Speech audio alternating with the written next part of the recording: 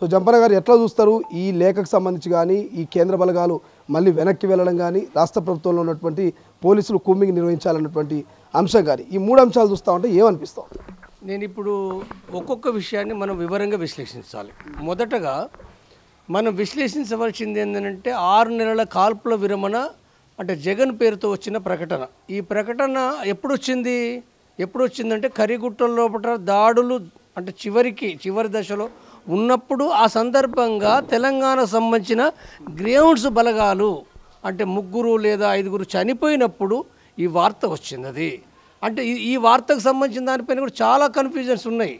అంటే ఆ కన్ఫ్యూజన్స్ ఏంటంటే గ్రౌండ్స్ బలగాలు అక్కడి కరిగుట్టలకు ఎట్లా పోయినాయి. వాస్తవంగా తెలంగాణ ముఖ్యమంత్రి రేవంత్ రెడ్డి గారు మేము అలాంటి చర్యలు చేయము, మేము చర్చలను కోరుతున్నాము అనే విషయం చెప్పి మేము మావోయిస్టుల సమస్య అది నిర్మూలించడం ద్వారా కాదు చర్చల ద్వారా పరిష్కారం అవుతుంది అనే విషయం తను చెప్పిన తర్వాత తను హామీ ఇచ్చిన తర్వాత కూడా గ్రౌండ్స్ బలగాలు పోవడం అనేదో ఇది ఒక రకంగా అసలు ఏంటిది మరి తెలంగాణ ప్రభుత్వం ఎట్లా పంపింది అనే ఒక ప్రశ్న లేవనెత్తబడింది. తర్వాత ఇదే నేపథ్యంలో పట్ల కూడా మరి మావోయిస్టులు మైండ్స్ పెట్టి వాళ్ళు తీవ్రమైన దాడులు ఎదుర్కొంటూ ఉన్నప్పుడు మరి అలాంటి పరిస్థితుల్లో వాళ్ళు బాంబులు పెట్టినరా అనే సందేహం కూడా వస్తుంది. బాంబులు పెట్టినరా తర్వాత మరొక వంక 35 మంది మావోయిస్టులు కూడా అక్కడ దాడి చేసిండ్రు అనే విషయం కూడా వచ్చింది. కాబట్టి ఇందులో ఏది సత్యము అంటే ఒక రకంగా దాంట్లో గందరగోళం. మరొక వంక సిఆర్పి బలగాలే గ్రౌండ్స్ బలగాల మధ్యన కాల్పులు జరిగినాయి, క్రాస్ ఫైరింగ్లో చనిపోయినని వార్తలు కూడా వచ్చినాయి. కాబట్టి ఇది ఏంటిది అనే విషయం నేనేం చెప్పలేను. ఇది ఒక వివాదాస్పదమైన వార్త. ఈ వార్త ఈ రకంగా ఉండగానే సేమ్ టైం లోపల 35 మంది 22 మంది మావోయిస్టు నాయకులు చనిపోయిండ్రు, చంద్రన్న చనిపోయిండు, ప్రకాష్ చనిపోయిండు అనే వార్తలు కూడా వచ్చినాయి. అది మొదటగా ఫస్ట్ ఛత్తీస్గఢ్ ముఖ్యమంత్రి ఉప ముఖ్యమంత్రి వాళ్ళే అంటే ప్రకటించిన విషయం వచ్చింది. కానీ ఆ తర్వాత మళ్ళీ ఉప ముఖ్యమంత్రి మాకేమీ తెలియదు అనే విషయం కూడా తను చెప్పిండు. అంటే గందరగోళమైన వార్తలు.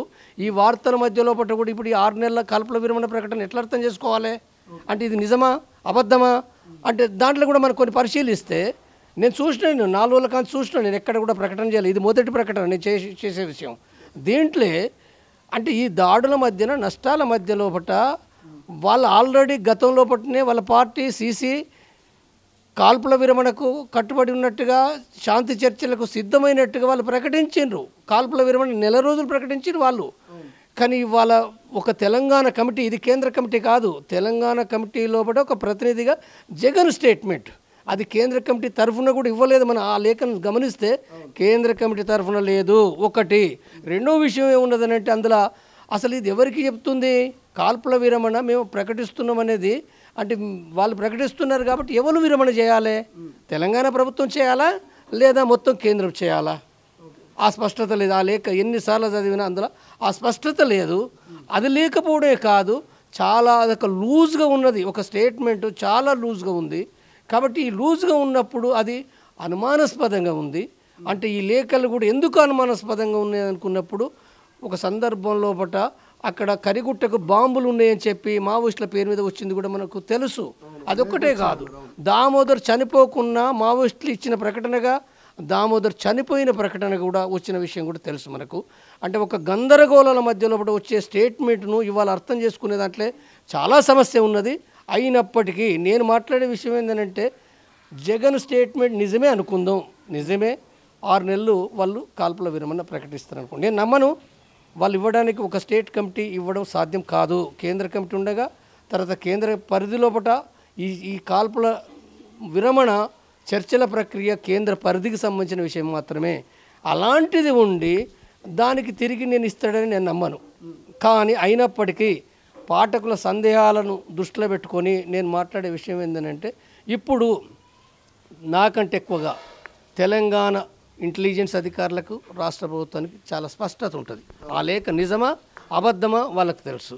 అది నిజమైతే నిజమైనప్పుడు వాళ్ళే దానిపైన ప్రకటన చేయగలిగే పరిస్థితి వాళ్ళకి చాలా స్పష్టంగా ఉంటుంది. స్పష్టంగా వాళ్ళు ఇవ్వాలి. వాస్తవంగా అది కేంద్రానికి కానే కాదు, అది ఆ ప్రకటనకు ఆ పరిధి అది తెలంగాణకు సంబంధించింది కాబట్టి తెలంగాణ ఇవ్వాలి. మరి ఆ స్పష్టత లేనప్పటికీ ఇస్తుందా? తెలంగాణ ప్రభుత్వం కేంద్ర పరిధి లోపల ఉన్న నిర్ణయాన్ని ప్రభావితం చేసే విధంగా దానికి విరుద్ధంగా తెలంగాణ రాష్ట్రంలో తను కాల్పుల విరమణ ప్రకటించి తను చేయగలుగుతుందా అనేది ఏందో నేను అంటే ఒక రాజకీయ పార్టీగా కాంగ్రెస్ ఏం చేస్తుందని కాదు, కానీ అక్కడ ఒక వ్యవస్థ ఉంది, పోలీస్ వ్యవస్థ, తర్వాత ఇతర ఇంటెలిజెన్స్ వ్యవస్థ, అనేకమైన ఒక చట్ట సంబంధమైన విషయాలను దృష్టిలో పెట్టుకొని వాళ్ళు మాట్లాడతారు. కాబట్టి ఇందులో ఏమి జరుగుతుంది అనేది ఏందో నా దృష్టిలో దానికి అవకాశం తక్కువ లేదనేది నేను భావిస్తున్నాను. ప్రపంచంలో ఏ మూల ఏ క్షణం ఏం జరుగుతుందో వేగంగా తెలుసుకోవడానికి తొలి వెలుగు వాట్సాప్ ఛానల్ని ఫాలో చేయండి.